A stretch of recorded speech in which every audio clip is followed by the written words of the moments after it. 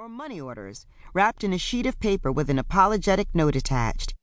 "I'm sorry I can't pay more," the last note had read, scribbled in the purple ink of one of her son's oversized magic markers. "I swear I'll get the rest to you sometime next week." His response had been that her rent was $850 a month.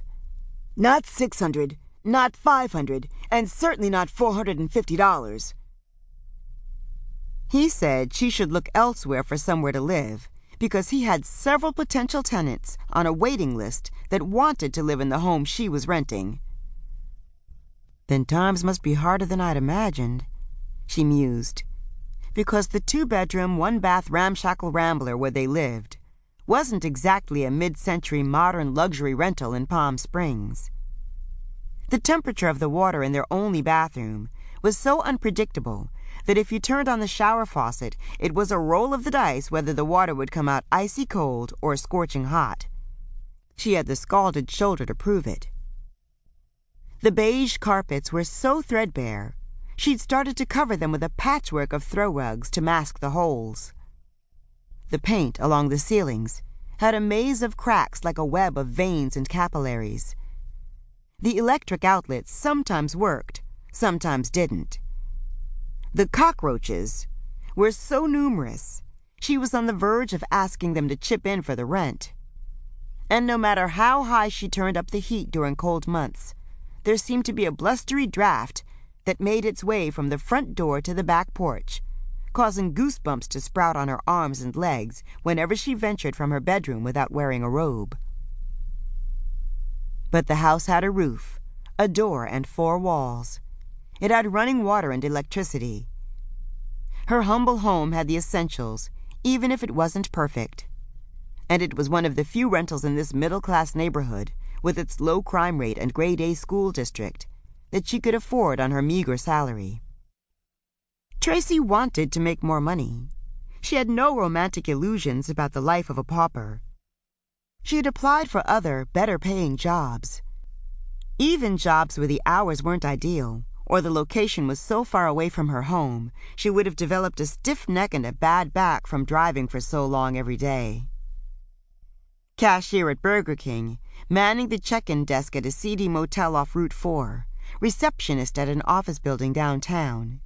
She had applied for them all, but her applications either got lost in the shuffle or she didn't make the cut, according to whomever was holding the scissors.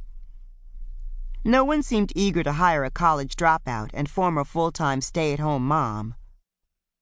Desperate, Tracey had even swallowed her pride and tried to apply for financial assistance 3 months ago.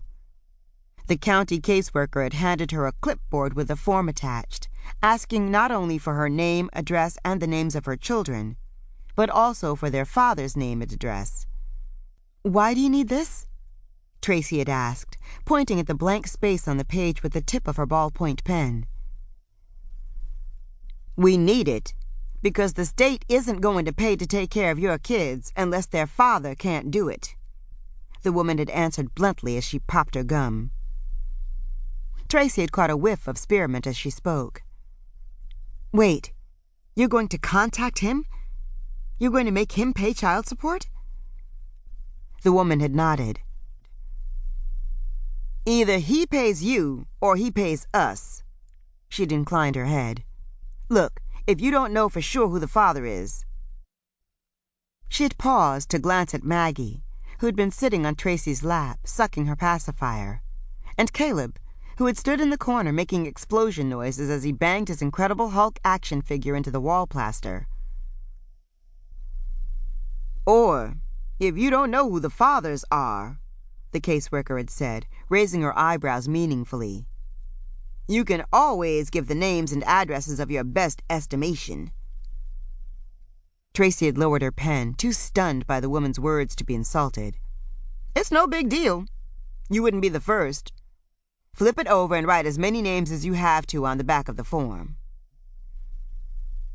The caseworker had then turned back to face her computer screen. As she clicked away at her QWERTY keys, Tracey had stared at the back of the woman's blonde head. She'd silently placed the clipboard back on the woman's desk, risen from her leather chair, and